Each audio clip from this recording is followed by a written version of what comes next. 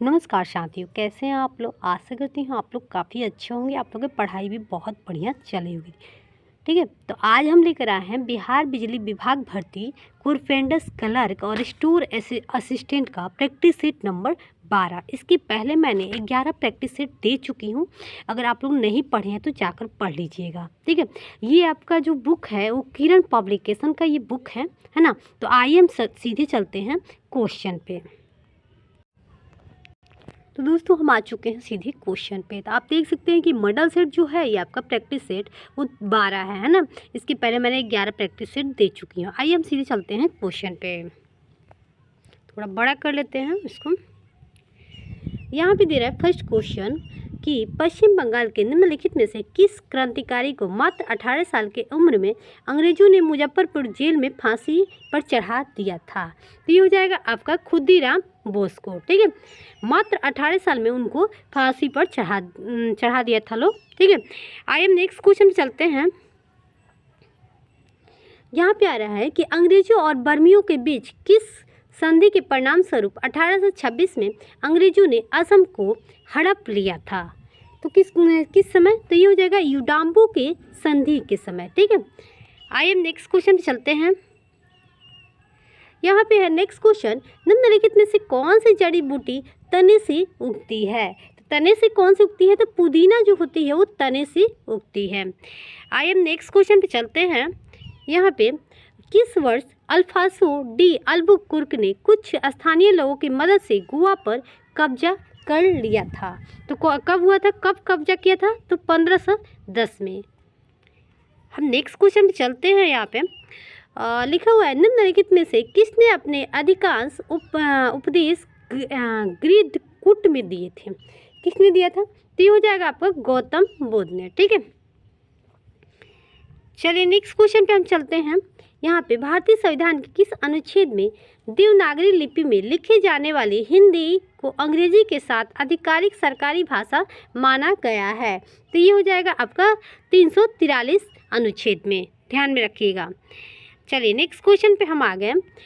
निम्नलिखित में से कौन सा एक सुरक्षा घटक है जो परिपथ से होकर प्रवाहित होने वाली विद्युत धारा की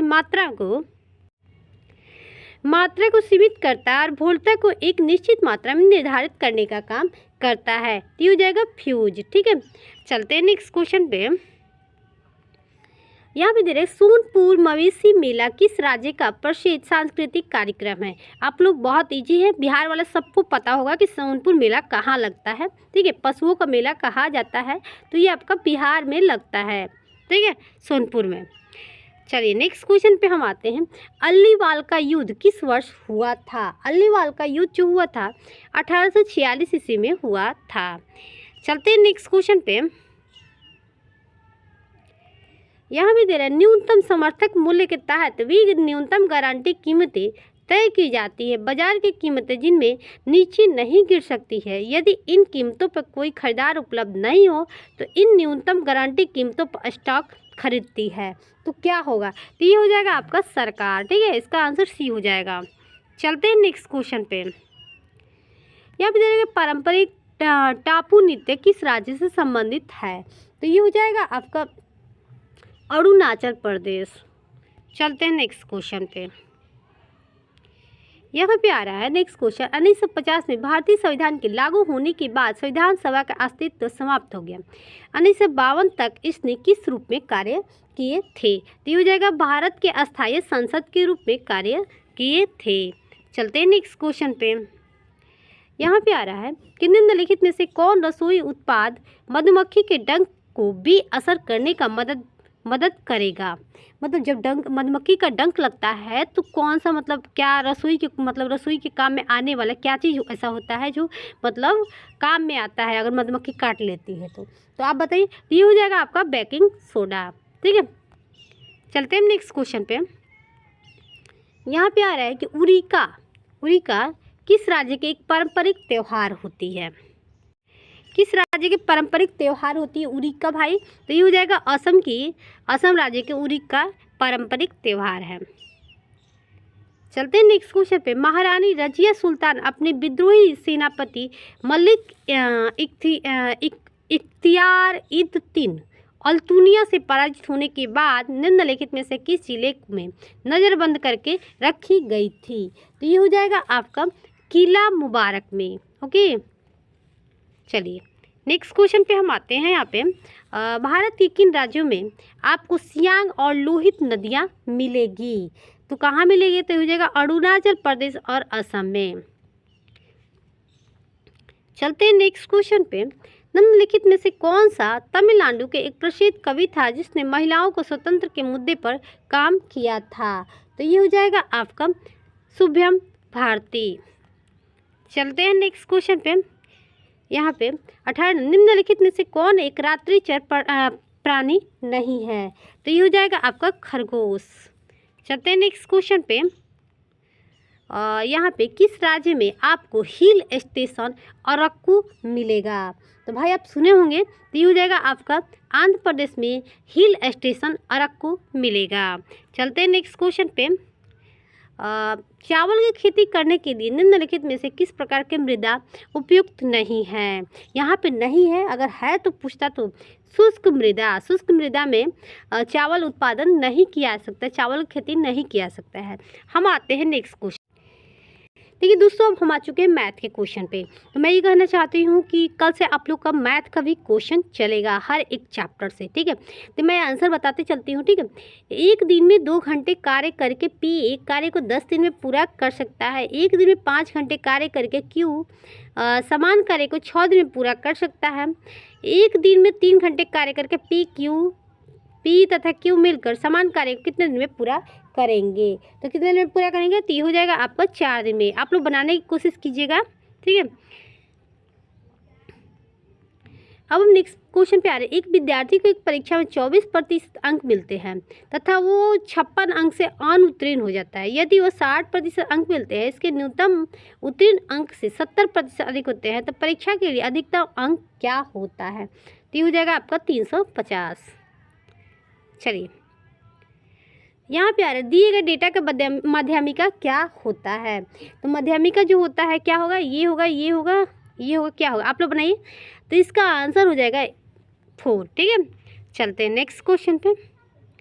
यहाँ भी दे रहा है कि F अकेले एक कार्य 24 दिन में पूरा कर सकता है, G अकेला समान कार्य को 32 दिन में पूरा कर सकता है। F और G मिलकर आरंभ करते हैं तो G कार्य को पूरा समाप्त होने से 8 दिन पहले कार्य छोड़ देता है, तो कुल कार्य कितने दिन में पूरा हो पाएगा? तो ये हो जाएगा आपका 120/7 दिन।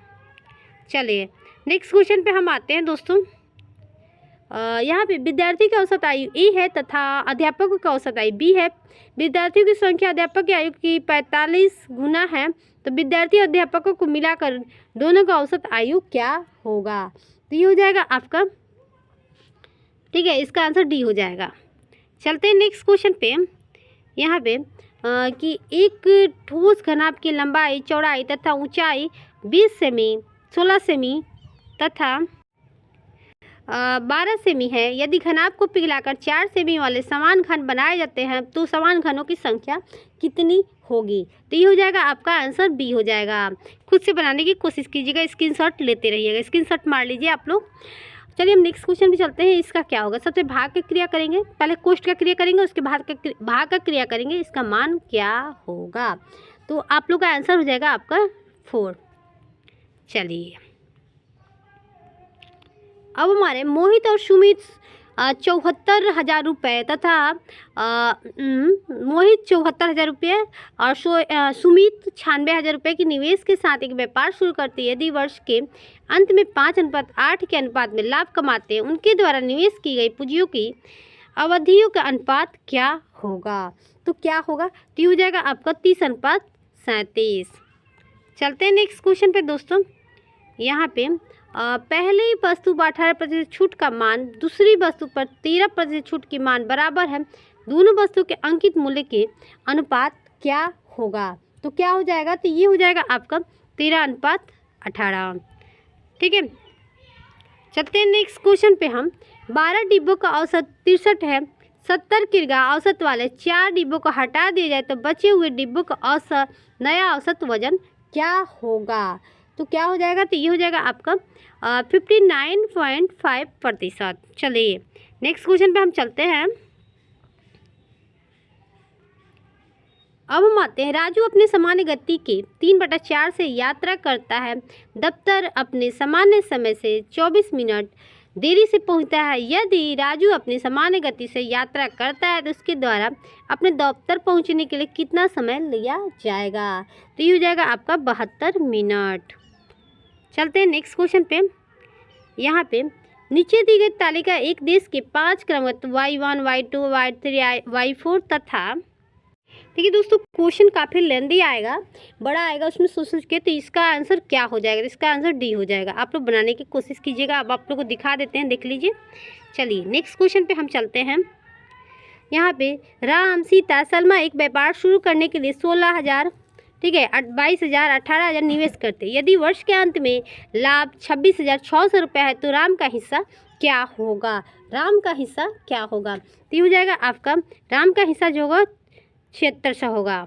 ओके, चलते हैं नेक्स्ट क्वेश्चन पे। यहाँ भी दे रहा है, यहाँ पे सबसे पहले भाग का क्रिया का कोष्ठ, फिर भाग का, फिर गुना, फिर प्लस, फिर माइनस का करना है। तो इसका मान पूछ रहा है, इसका मान क्या होगा? इसका मान हो जाएगा 4 से 51/4। चलिए हम नेक्स्ट क्वेश्चन पे चलते हैं। यहाँ पे वरुण 75 वस्तु 3,150 रुपये में खरीदता है तथा 15 वस्तुओं का क्रय मूल्य के बराबर लाभ भेजता है। यदि एक वस्तु का विक्रय मूल्य क्या होगा? तो क्या हो जाएगा? तो इसका हो जाएगा 50.4 रुपये। चलते हैं नेक्स्ट क्वेश्चन पे। यहाँ पे एक घनाभ की लंबाई, चौड़ाई, ऊंचाई 4:3:2 के अनुपात में, यदि घनाभ की आयतन 1536 सेमी तथा घनाभ की कुल पृष्ठीय क्षेत्रफल क्या होगा? तो क्या हो जाएगा? तो ये हो जाएगा आपका 832 सेंटीमीटर। चलिए अब हम नेक्स्ट क्वेश्चन पे चलते हैं। एक राशि 8 वर्ष में साधारण ब्याज से स्वयं को 5 गुना हो जाती है तो ब्याज की वार्षिक दर क्या होगा? वार्षिक दर क्या होगा? तो ये हो जाएगा आपका 50%। इसका आंसर ये हो जाएगा। चलते हैं नेक्स्ट क्वेश्चन पे दोस्तों। यहाँ पे एक राशि 5वें वर्ष में 1200 रुपये चक्रवृद्धि ब्याज मिलता है। ब्याज का संयोजन वार्षिक ब्याज किया गया। यदि वार्षिक ब्याज की दर से 22.5% है तो छठे वर्ष में ब्याज क्या होगा? तो ब्याज क्या होगा? तो ये हो जाएगा 270 रुपये। चलते हैं नेक्स्ट क्वेश्चन पे दोस्तों। देखिए ये आप लोग को बनाना होगा, छात्रों की संख्या आप लोग स्क्रीनशॉट मार लीजिए। ओके, तो यहाँ पे 39 नंबर क्वेश्चन है, कॉलेज में C3 C4 में दाखिला लेने वाले छात्रों की कुल संख्या का अंतर क्या होगा? अंतर पूछ रहा है तो ये हो जाएगा आपका 16। चलते हैं नेक्स्ट क्वेश्चन पे। यहाँ पे एक सफ़ेद में सफ़ेद पीली गेंदें क्रमशः 7:11 के अनुपात में है। यदि कुल गेंद 108 है तो पीली गेंद कितनी होगी? तो पीली गेंद क्या होगी? तो ये हो जाएगा 66। इसका आंसर डी हो जाएगा। आइए हम नेक्स्ट क्वेश्चन चलते हैं हिंदी के क्वेश्चन पे, ठीक है। मुख का विलोम शब्द क्या होगा? मुख का विलोम शब्द क्या हो जाएगा? तो ये हो जाएगा वचाल, ठीक है, वचाल हो जाएगा। चलते हैं नेक्स्ट क्वेश्चन पे। यहाँ पे निम्नलिखित में से पत्नी का पर्यवाचक नहीं है। कौन है जो पत्नी का पर्यवाचक नहीं है? तो ये हो जाएगा तारिणी जो है पत्नी का पर्यवाचक नहीं है, बाकी सब है गृहिणी, भार्या, संधारिणी, ठीक है। चलते हैं नेक्स्ट क्वेश्चन पे। यहाँ पे दे रहे निम्नलिखित में से किस शब्द का प्रयोग सदैव एक वचन में होता है? यहाँ पे देखिए बाढ़वाग्नि का अर्थ क्या होता है? बाढ़वाग्नि का अर्थ जो होता है समुद्र की आग, ठीक है। इसका आंसर ये हो जाएगा। चलते हैं नेक्स्ट क्वेश्चन पे। यहाँ पे उचित शब्दों को चुनकर रिक्त स्थान का पूर्ति कीजिए। तो क्या हो जाएगा? तो यहाँ पे हो जाएगा आपका प्रत्यक्ष। मैंने आंखों के सामने वह भयानक दृश्य देखा, मतलब प्रत्यक्ष होगा, ठीक है। अब यहाँ पे आ रहा है, यहाँ पे गाल फुलाना मुहावरे का अर्थ क्या होता है? गाल फुलाना मतलब मुहावरे का अर्थ जो होता है क्या होता है? रूठ जाना। लोग कहते हैं ना गाल फुला, मुंह फुला रही है, गाल फुला रही है, मतलब रूठ जाना। ओके, चलते हैं नेक्स्ट क्वेश्चन पे। यहाँ पे दे रहा है कि निम्नलिखित में से कौन सा शुद्ध वाक्य है? कौन सा शुद्ध वाक्य है? तो ये हो जाएगा संप्रति व कुलपति है। चलते हैं नेक्स्ट क्वेश्चन पे। हम यहाँ पे एक गद्यांश दिया गया, गद्यांश के आधार पर 5 प्रश्न दिए गए। गंधांशों को ध्यानपूर्वक पढ़े और प्रत्येक प्रश्न में 4 विकल्पों को सही विकल्प चुने। श्रम एक आदर्श जीवन का मूल मंत्र है। हमारे ऋषि मुनियों द्वारा प्रणीत वेद शास्त्रों में श्रम की महत्व स्वीकार किया गया है। तो देखिए ये पर काफी दिया गया, इसमें से खोज कर मतलब आंसर लिखना है। हम काफ़ी पढ़ेंगे तो काफ़ी टाइम लग जाएगा यार। इसके लिए हम आंसर बताएं। बिना श्रम की सफलता चाहने वाले होते हैं, उन्हें क्या कहते हैं भाई? बिना मेहनत के जो चाहता है कि हमें सफलता मिले उसे हम क्या कहते हैं? तो अक्रमय भाग्यशाली सॉरी, जिसको मतलब बिना मेहनत का अगर कुछ मिल जाता है ना, उसको हम लोग लकी बोलते हैं यार। वो मेहनत भी नहीं किया, उसे सफलता मिल गया। चाहे लेजी भी कह सकते हैं कि मतलब वो कुछ करना नहीं चाहता है, उसको चाहिए कि हाँ मुझे ये मिल जाए, उसे हम लेजी कहते हैं। अगर बिना मेहनत का अगर कोई किसी को सफलता मिल जा रहा है तो हम लोग उसको लकी इंसान कह सकते हैं, ठीक है। आजकल का बिना मेहनत के कुछ मिलने वाला है भाई। भारत के विकसित देशों में ना होने का कारण क्या है? ना होने का कारण क्या है? तो ये हो जाएगा आपका श्रम के प्रति उदासीनता। चलते हम नेक्स्ट क्वेश्चन पे। यहाँ पे संपन्न का उचित विलोम शब्द क्या होगा? विलोम शब्द क्या होगा? तो ये हो जाएगा विपन्न, विपन्न, विपत्र। अब हम चलते हैं रीजनिंग के क्वेश्चन पे। निम्नलिखित समीकरण को सही बनाने के लिए अदला बदली किए जाने वाले चिन्हित को ज्ञात करें। तो क्या हो जाएगा? तो ये हो जाएगा आपका, देखिए यहाँ पे बनाना होगा कैसे। यहाँ पे इसका आंसर आ रहा है, इसमें कौन सा चिन्ह कीजिएगा तो इसका प्रयोग कीजिए, इसका आंसर यही होगा। आप लोग स्क्रीनशॉट मार कर बनाने की कोशिश कीजिए। हालांकि ठीक है, ये क्वेश्चन भाई VBI है, इसको 7 दोस्तों मतलब बनाना है। OPQRSTU एक पंक्ति में बैठकर फिल्म देख रहे हैं। P एक अंतिम छोर पर बैठा है। Q S के ठीक बाईं ओर बैठा है। P T के दाएं और दूसरे स्थान पर बैठा है। U किसी भी अंतिम छोर पर नहीं बैठा है। तो वो R के T के बीच में बैठा है। T के बीच में बैठा है तो क्या होगा? तो अब देखिए क्वेश्चन क्या कर रहे हैं यहाँ पे।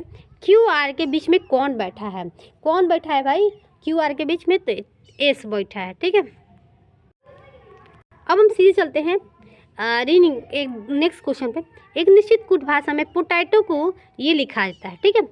तो हम लोग इसका क्या लिखेंगे? आप लोग बताइए दोस्तों कि इसको हम क्या लिखेंगे? इसको हम लोग लिखेंगे, इसका आंसर C हो जाएगा, ठीक है। चलिए यहाँ पे आ रहा है, नीचे दी गई विकल्प में असंगत संख्याओं का चयन करें। असंगत संख्याओं का चयन करें तो ये हो जाएगा आपका 63, ठीक है। बाकी ये नहीं होगा। चलते हैं नेक्स्ट क्वेश्चन पे। अब हम आ रहे हैं, अब देखिए 22 का 88 तो 37 का क्या होगा भाई? 22 में 88 कैसे आया? आप लोग खुद सोचिए यार, बताइए तो 22 में 28 कैसे आया है? इसका आंसर कैसे आ रहा है? 22 में 28 ऐसा क्या कीजिएगा जो 28 यहाँ पे, तो 22 में 28 करेंगे तो ये हो जाएगा, आप 4 से मल्टीप्लाई करेंगे, ठीक है। तो उसी तरह हम 37 में 4 से मल्टीप्लाई जब करेंगे तो क्या आएगा? क्या आएगा यहाँ पे? तो ये हो जाएगा 221, ठीक है। 201 नहीं 1 मिनट 201 370 आएगा, 370 आएगा भाई। मल्टीप्लाई जो होगा थोड़ा मिस्टेक हो गया था। चलते हैं हम नेक्स्ट क्वेश्चन पे। देखिए कथन और कारण है, कथन और कारण है भाई। क्या है? सभी उल्लू घोड़े हैं, सभी उल्लू घोड़े हैं। यहाँ घोड़े घ, ठीक है। कुछ घोड़े खरगोश हैं, कुछ घोड़े खरगोश हैं, ठीक है। तो कुछ उल्लू खरगोश है, कुछ उल्लू खरगोश हो सकता है। हाँ, कुछ खरगोश घोड़े हैं, कुछ खरगोश घोड़े हैं, कुछ तो हो सकता है। मतलब इसका आंसर हमारे देखने से 2 नंबर आएगा, ठीक है। आप लोग बताइए क्या आ रहा है, आप लोग बताइए। तो यहाँ पे 1 मिनट, हाँ देखिए इसका आंसर जो आया आपका 2 निष्कर्ष, मतलब ये सही है, ओके। चलिए नेक्स्ट क्वेश्चन पे हम आते हैं। आप लोग ये क्वेश्चन जो है ना VBI है, आप लोग बनाने की कोशिश कीजिए। JKLMNO 6 शिक्षक हैं। प्रत्येक हिंदी, अंग्रेजी, गणित, विज्ञान, समाज, कला में एक अलग विषय पढ़ाते हैं। जरूरी नहीं कि उसी क्रम में हो। उनमें से प्रत्येक सोमवार से शनिवार केवल एक ही विषय पढ़ाता है। जरूरी नहीं है कि उसी क्रम में हो। जे बुधवार को विज्ञान पढ़ाता है, ओ जे के बाद दूसरा है और गणित पढ़ाता है। के सप्ताह के पहले दिन पढ़ाता है, लेकिन ना तो हिंदी पढ़ाता है ना तो अंग्रेजी पढ़ाता है। भाई क्या होगा? क्या नहीं पढ़ा? MN से पहले अंग्रेजी पढ़ाता है, LJ से पहले कला पढ़ाता है, तो क्या हो जाएगा? तो ये हो जाएगा आपका आंसर हो जाएगा। मंगलवार को कौन पढ़ाता है? तो L पढ़ाता है, ठीक है। चलते हैं नेक्स्ट क्वेश्चन पे। अब अरे गेहूँ फसल किसान, गेहूँ फसल किसान, तो यहाँ पे क्या हो जाएगा?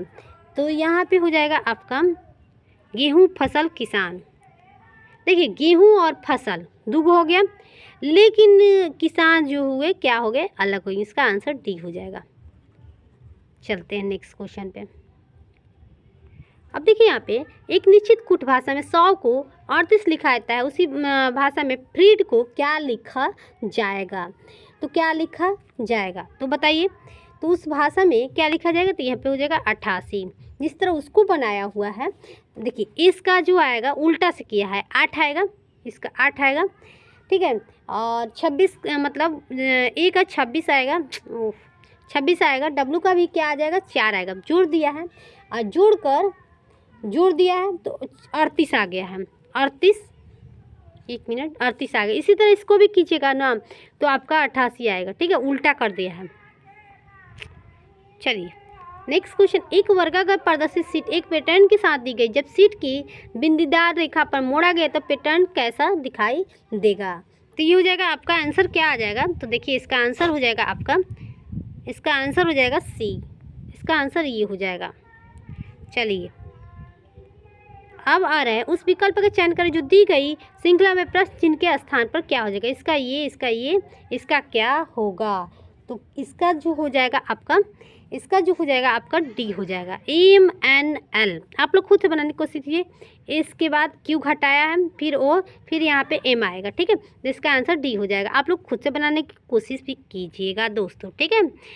आई एम नेक्स्ट क्वेश्चन पे आ रहा है। उस विकल्प का चयन करें जो तीसरे पद में उसी प्रकार संबंधित जिस प्रकार दूसरा पद पहले से संबंधित। भाई इसका ये आएगा तो इसका क्या आएगा? अब एफ बी के बाद डी, तो जी के बाद एच आई, यहाँ पे आई आएगा, ठीक है। तो यहाँ पे हम देख रहे हैं यहाँ पे आई आएगा, ठीक है। उसी तरह उसके बाद एफ के बाद जी एच, तो इसके बाद के बाद जे के बाद एल एम, एम आएगा, यहाँ पे एम आएगा। तो इसका आंसर हम आइए हम देख लेते। इसका आंसर हो जाएगा आपका, इसका आंसर हो जाएगा बी, ठीक है। बहुत इजी है, बहुत इजी है। चलिए अब यहाँ पे आ रहा है कि मत्स्य विज्ञान के मछलियाँ, तो मृदा विज्ञान का क्या होगा? भाई मृदा से आप लोग को पता है कि मिट्टी है ना, मिट्टी होगा। 1 मिनट, मिट्टी, तो यहाँ पे चांद दिया है भाई। आप लोग बताइए दोस्तों कि यहाँ पे चांद किस हिसाब से दे रहा है? चांद नहीं होगा, चांद नहीं होगा, यहाँ पे मिट्टी होगा। देखिए मत्स्य विज्ञान से मछलियाँ, तो मृदा विज्ञान से आप लोग का मिट्टी ही होगा। ओके, कहीं भी पता कर लीजिए, थोड़ा मिस्टेक हो सकता है, बुक में दे दिया हो। अब यहाँ पे आ रहा है उस विकल्प का चयन करें जो दिए गए पैटर्न पे प्रश्न, यहाँ पे क्या आएगा? मतलब क्या होते हैं, देखिए यहाँ पे क्या आ रहा है, यहाँ पे क्या आएगा? देखिए यहाँ पे जो है 5 का क्यों किया है भाई, यहाँ पे 4 का किया है, यहाँ पे 3 का किया है भाई, समझ में आ रहा है? 6 का, तो यहाँ पे 7 का क्यों किया है? आप लोग को दिख रहा है?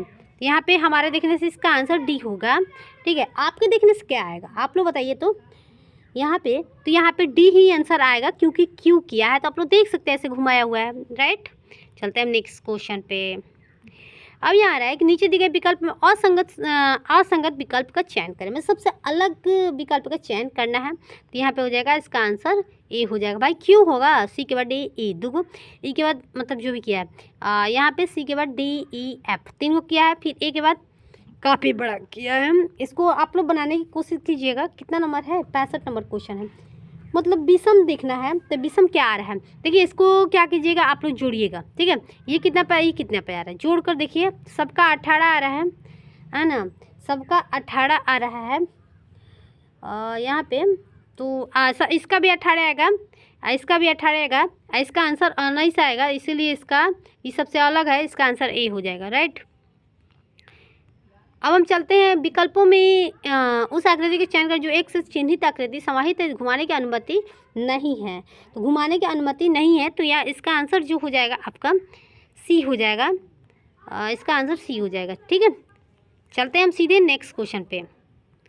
यहाँ पे दिए गए विकल्पों में असंगत विकल्प का चयन करें। सबसे अलग विकल्प का चयन करना है। गुलाबी को छोड़कर अन्य सभी इंद्रधनुष का रंग है। देखिए ये जो है मतलब चयन करना है, तो बैगनी भी इंद्रधनुष का रंग है, पीला भी है, नारंगी भी, गुलाबी रंग नहीं है भाई इंद्रधनुष के, इसीलिए ये इसका आंसर ए हो जाएगा। चलिए अब हम नेक्स्ट क्वेश्चन पे चलते हैं। 8 मित्र ABCDEFGH दोपहर के भोजन के लिए एक वृत्ताकार मेज के आसपास एक दूसरे के सामने बैठे हैं। एक डी के सामने है, ए डी के सामने बैठा, बी दाईं ओर से तीसरा है, जी ए और एफ के बीच में बैठा है, एच जो है ए की ओर है, ई जो है सी और डी के बीच में बैठा है। तो यहाँ पे बी और ई के बीच में कौन बैठा है? कौन बैठा है? तो ये हो जाएगा आपका डी बैठा है। ठीक है, ये आप लोग को बनाना पड़ेगा भाई। अब यहाँ पे आ गए हम लोग कौन सा क्वेश्चन पे? ये हो गया 59 नंबर, 69 नंबर क्वेश्चन पे। अब देखिए यहाँ पे क्या करें, सभी पेन मेढक हैं, आई सभी पेन मेढक है, पी हो गया, आई मेढक हो गया। कुछ कौवे मेढक हैं, कुछ कौवे कौवा। अब कह रहे कोई पेन कौवा नहीं, कोई पेन कौवा नहीं है। ठीक है, कुछ पेन कौवे हैं, कुछ पेन कौवा है। तो यहाँ पे क्या हो जाएगा? यहाँ पे क्या होगा? क्या होगा आप लोग बताइए खुद कमेंट करके। तो यहाँ पे हो जाएगा आपका, आइए हम देख लेते हैं। हालांकि यहाँ पे इसका ये दोनों सही होगा, मतलब अनुसरण नहीं करता है ना, या तो निष्कर्ष 1 टू कोई या तो निष्कर्ष 1 या तो 2 अनुसरण करता है। ठीक है, मतलब इस पे कंफ्यूजन है। ओके, चलते हैं। अवर है सफल होना, निष्फल होना, दुखी होना मतलब प्रसन्न होगा। इसका आंसर डी हो जाएगा। चलते हैं नेक्स्ट क्वेश्चन पे। यहाँ पे दे रहा है some adverb are the same in form as the corresponding adjective that is some word are used sometime as adjective, sometime as adverb. Find the odd one out from the among choice on the basis of मतलब statement. तो यहाँ पे क्या होगा? इसका answer जो हो जाएगा आपका, हम समझ लेते हैं। तो इसका आंसर होगा आपका, इसका ये हो जाएगा, he know me better than you. ठीक है, अब आ रहे हम next question, fill in the gap with suitable preposition. यहाँ पे क्या हो जाएगा? इसका आंसर हो जाएगा आपका, there is a big tree. मतलब यहाँ पे क्या होगा? तो ये हो जाएगा, इसका आंसर हो जाएगा इन फ्रंट ऑफ। ठीक है, चलते हैं नेक्स्ट क्वेश्चन पे। हम यहाँ पे दे रहा है fill in the gap with suitable preposition. यहाँ पे क्या हो जाएगा? तो यहाँ पे हो जाएगा आपका, I play a lot game. यहाँ पे क्या होगा? तो ऑन कंप्यूटर। सॉरी यहाँ पे 4 नंबर क्वेश्चन पे आ रहे हैं कि fill in the gap with suitable conjunction. यहाँ पे क्या हो जाएगा? तो यहाँ पे हो जाएगा for I must say hair. यहाँ पे क्या होगा? तो ये हो जाएगा for such as is my duty. चलिए नेक्स्ट क्वेश्चन पे हम आते हैं। In the following option identify the option where bold word has been use conjunction. तो यहाँ पे क्या होगा? तो ये हो जाएगा आपका, इसका आंसर जो हो जाएगा आपका, ही वेंट।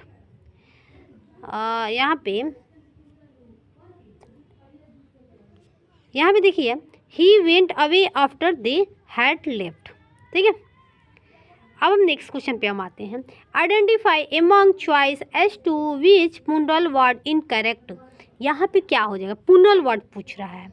ठीक है, तो पुनरल वर्ड जो हो जाएगा आपका, ये हो जाएगा। ठीक है, चलते हैं नेक्स्ट क्वेश्चन पे। हम the correct passive voice of the following sentence is I am to do this. तो यहाँ पे क्या हो जाएगा? इसका हो जाएगा आपका, this is it to be done by me. चलते हैं हम नेक्स्ट क्वेश्चन पे। यहाँ पे out of the 4 alternative suggested choice choose the one which best express the same sentence in direct speech. भाई इनडायरेक्ट स्पीच पूछ रहा है। He said to me mother is the lunch ready. तो यहाँ पे क्या हो जाएगा? तो इसका आंसर जो हो जाएगा आपको, डायरेक्ट इनडायरेक्ट आप पढ़े होंगे, तो ये हो जाएगा, he asked him mother if the lunch was ready. चलिए अब हम चलते हैं नेक्स्ट को, pick up the correct synonym for the given word. इसका क्या हो जाएगा? साइनम पूछ रहा है, तो यहाँ पे हो जाएगा आपका सिक्योर। ठीक है, चलते हैं नेक्स्ट क्वेश्चन पे हम। यहाँ पे out of the given alternative choose the word which is a opposite to be meaning of the given word. इसका क्या हो जाएगा पूछ रहा है। तो यहाँ पे हो जाएगा आपका, इसका आंसर सी हो जाएगा। चलते हैं नेक्स्ट क्वेश्चन पे। अब हम पहुँच चुके हैं कंप्यूटर वाले क्वेश्चन पे। यहाँ भी दे रहा है कि एमएस वर्ड 2010 में निम्न में से किस फीचर का उपयोग सामान्य प्रकार के लाइन से बहुत से छोटे अक्षर या संख्याओं को टाइप करने और टेक्स्ट को लाइन में थोड़ा ऊपर सेट करने के लिए किसका यूज किया जाता है। भाई जो लोग भी कंप्यूटर सीखे होंगे एमएस वर्ड का यूज किए हैं उसको पता होगा कि थोड़ा सा वर्ड को ऊपर ले जाने के लिए हम लोग किसका यूज करते हैं। आप लोग खुद बताइए भाई, जो लोग भी कंप्यूटर सीखे हैं एडीसी कर रहे होंगे तो बताएंगे। तो हम लोग किसका प्रयोग करते हैं भाई, जो एमएस वर्ड पढ़ा वो बता देगा आसानी से, सुपर स्क्रिप्ट का। ठीक है, चलते हैं सब स्क्रिप्ट को नीचे ले जाने के लिए। ओके, निम्नलिखित में से कौन सा विकल्प यूजर को ईमेल के साथ फाइल भेजने की सुविधा देता है। भाई कौन जो है यूजर के साथ ईमेल के फाइल भेजने के लिए सुविधा देता है। तो हो जाएगा अटैचमेंट। ठीक है, जब भी आप मैसेज भेज रहे हैं तो उसके साथ आप कोई फ़ोटो भी भेज सकते हैं। इसका आंसर डी हो जाएगा। चलते हैं नेक्स्ट क्वेश्चन पे दोस्तों। यहाँ भी दे रहे हैं कि निम्नलिखित में से कौन सा फॉन्ट प्रभाव एमएस एक्सेल 2010 में फॉन्ट डायलॉग बॉक्स में उपलब्ध नहीं होता है। तो नहीं होता तो ये हो जाएगा आपका super italic. Super italic, italic मतलब समझ में आ रहा है आप लोगों को। वर्ड को मतलब वर्ड को ऊपर ले जाकर और टेढ़ा करना, मतलब एक्सेल में नहीं होता है बाबा। चलिए अब हम चलते हैं नेक्स्ट को। एमएस एक्सेल 2010 में रिबन बार में टैब में फंक्शन डालने, नाम परिभाषित करने और गणना संबंधी विकल्पों को चयन करने के लिए टूल्स होते हैं। तो क्या होते हैं, तो ये हो जाएगा आपका, ये हो जाएगा फार्मूला। ओके, इसका आंसर सी हो जाएगा। चलते हैं नेक्स्ट क्वेश्चन पे। एमएस एक्सेल 2010 में कलम सेलेक्ट करने के लिए कौन सा शॉर्टकट कुंजी का प्रयोग किया जाता है। कलम को सेलेक्ट करने के लिए ये हो जाएगा आपका, कंट्रोल के साथ स्पेस बार को कीजिएगा तो आपका कलम सेलेक्ट हो जाएगा। ओके, चलते हैं नेक्स्ट क्वेश्चन पे। अब आ रहा है एमएस एक्सेल 2010 में 10 में किसका उपयोग डेटा को किसी भी सेट का आलेखी निरूपण करने के लिए किया जाता है।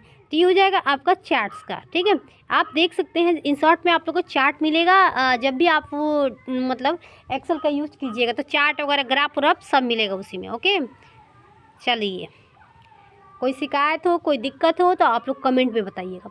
सुरक्षित संचार की आवश्यकता तब होती है जब दो पक्ष इंटरनेट के माध्यम से संचार कर रहे हो, वो नहीं चाहते कोई तीसरा पक्ष उसके बीच अवरोध उत्पन्न करे। निम्नलिखित में से कौन सुरक्षित संचार की विशेषता है। तो यहाँ पे क्या हो जाएगा, तो यहाँ पे जो होगा आपका, इसका आंसर डी हो जाएगा, केवल पी होगा, मतलब गोपनीयता होगा। चलिए नेक्स्ट क्वेश्चन पे हम चलते हैं। अब अरे एमएस वर्ड 2010 में फॉन्ट साइज लिस्ट बॉक्स में उपलब्ध अगले बड़े फॉन्ट साइज तथा फॉन्ट साइज को बड़ा करने के लिए निम्नलिखित में से किस शॉर्टकट कुंजी का प्रयोग किया जाता है। तो किसका क्या आता है, ये हो जाएगा आपका, ये हो जाएगा आपका आंसर सी हो जाएगा। ठीक है, चलिए अब आ रहा है एमएस वर्ड 2010 में डॉक्यूमेंट्स में लिखे गए निम्नलिखित शब्दों का विचार करें। तो ये हो जाएगा आपका, इसका आंसर जो हो जाएगा कौन सा होगा। तो यहाँ पे क्या हो जाएगा आप लोग बताइए। तो यहाँ पे जो हो जाएगा आपका शब्द में एक स्ट्राइक थ्रू है। ओके, चलिए अब निम्नलिखित में से कौन सा विकल्प इंटरनेट संसाधनों और वेब पेज समाचार समूहों में प्रोग्रामों और छवियों आदि की विशाल डाटाबेस को संदर्भित करता है। वर्ल्ड वाइड वेब में जानकारी खोजने में मदद करता है। तो मदद करता है, यहाँ पे क्या हो जाएगा, आइए हम देख लेते हैं। इसका आंसर हो जाएगा आपका सर्च इंजन को। ठीक है, इसका आंसर सी हो जाएगा। चलते हैं हम नेक्स्ट क्वेश्चन पे। यहाँ पे आ रहा है निम्नलिखित में से कौन एमएस एक्सेल 2007 में एक सामान्य फार्मूला नहीं है। सामान्य फार्मूला नहीं है, तो यहाँ पे क्या हो जाएगा, तो ये हो जाएगा आपका, इसका आंसर C4 हो जाएगा। ठीक है, जो एमएस एक्सेल का फार्मूला है, बाकी सम होगा, सम प्रोडक्ट होगा, सम इफ होगा, बाकी ये नहीं होगा भाई। ओके, सम और एड मतलब दोनों एक ही हुआ। सम के मतलब जोड़ना, ऐड का मतलब भी जोड़ना। ठीक है, निम्नलिखित में से कौन सा इंटरनेट सेवा सबसे धीमा प्रकार का है। तो ये हो जाएगा आपका डायलॉग बॉक्स। Dial up. चलते हैं नेक्स्ट क्वेश्चन में। MS एक्सेल शीट में एक सेल एड्रेस किससे मिलकर बना होता है? तो ये हो जाएगा आपका सेल के कलम और रो में। ओके, चलते हैं नेक्स्ट क्वेश्चन पे। अब आ रहा है MS वर्ड 7 के डॉक्यूमेंट्स में हाइपरलिंक प्रविष्ट करने के लिए निम्नलिखित में से किस शॉर्टकट की का प्रयोग किया जाता है? भाई हाइपरलिंक का शॉर्टकट क्या होता है, आप लोग फटाफट बताइए। तो ये हो जाएगा कंट्रोल के साथ की इसका शॉर्टकट होता है। उसके बाद आ रहा है ओमिन बॉक्स लागू करने वाला पहला वेब ब्राउज़र था, कौन था? तो ये हो जाएगा आपका गूगल क्रोम। ओके, अब हमारे नेक्स्ट क्वेश्चन। MS वर्ड में डॉक्यूमेंट्स को टेक्स्ट का रंग बदलने के लिए कि जैसे किसका प्रयोग किया जाता है? तो ये हो जाएगा आपका फॉन्ट कलर। ठीक है, जब भी आप MS वर्ड में टेक्स्ट का कलर चेंज कीजिएगा तो आपका फॉन्ट कलर में ही मिलेगा। ठीक है, आइए हम नेक्स्ट क्वेश्चन चलते हैं। तालिका के कलम की चौड़ाई बदलने के लिए निम्नलिखित में से किस विकल्प का प्रयोग किया जाता है? भाई तालिका का जो कलम होता है, रो होता है, उसका मतलब क्या बोलते हैं, चौड़ाई को बदलने के लिए, मतलब बड़ा करने के लिए किसका प्रयोग किया जाता है? तो आपका हो जाएगा आपका ये हो जाएगा शासक रूलर। अब अरे ईमेल में अटैचमेंट जोड़ने के लिए निम्नलिखित में से किस आइकन का प्रयोग किया जाता है? तो ये हो जाएगा आपका पेपर क्लिप आइकन। अब अरे एक सक्रिय सेल के वर्तमान रो पर पहले कलम को ले जाने के लिए निम्नलिखित में से किसका प्रयोग किया जाता है? किसका? तो ये हो जाएगा होम का। अब आ रहा है 100 नंबर क्वेश्चन। MS वर्ड 7 में ऑफिस का एक बटन का मान्य विकल्प नहीं है, तो क्या नहीं है? तो हो जाएगा प्रोटेक्शन। ये आपका प्रेट्रिएक्शन, ये जो होता है ना दोस्तों, ये आपका MS वर्ड 7 में नहीं मिलेगा, हालांकि ये पावर पॉइंट में मिलेगा। ठीक है, तो दोस्तों आज आप लोग का प्रैक्टिस सेट यहीं पर समाप्त होता है। फिर हम मिलते हैं नेक्स्ट वीडियो, तक के लिए बाय।